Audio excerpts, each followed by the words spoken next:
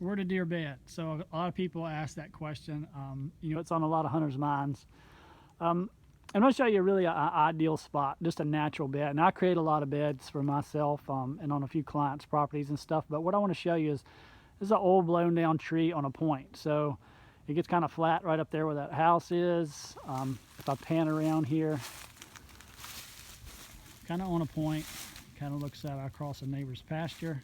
This is a perfect spot for deer to bed.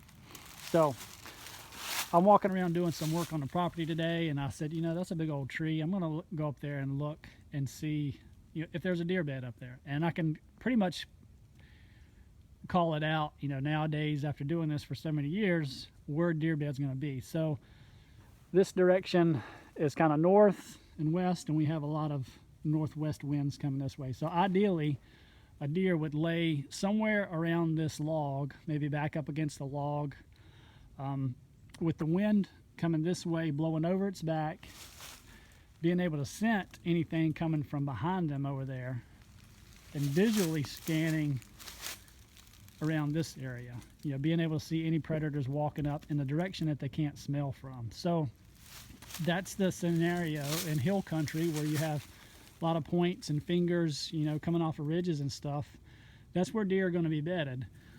So, you know, it really is an ideal spot. Now, I don't know if this is a buck or a doe bed. It looks kind of small, and I barely noticed it, but I walked up here pretty close to it, and I could see these leaves sort of mat it down. They're a little flatter than the surrounding area. So I kind of walked up here to the bed. Looked a little bit closer, and you can see it about right there. There's a deer hair.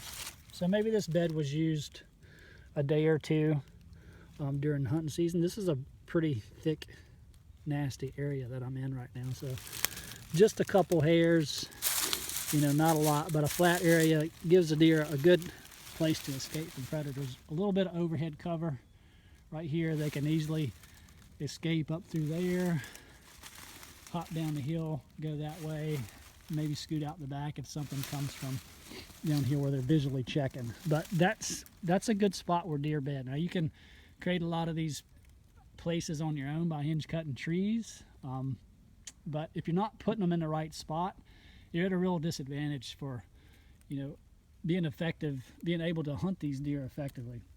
So I kind of turned around, saw this, there's some droppings right there. So this is fairly new bedding activity, but it's just a spot that a deer can get away from hunters.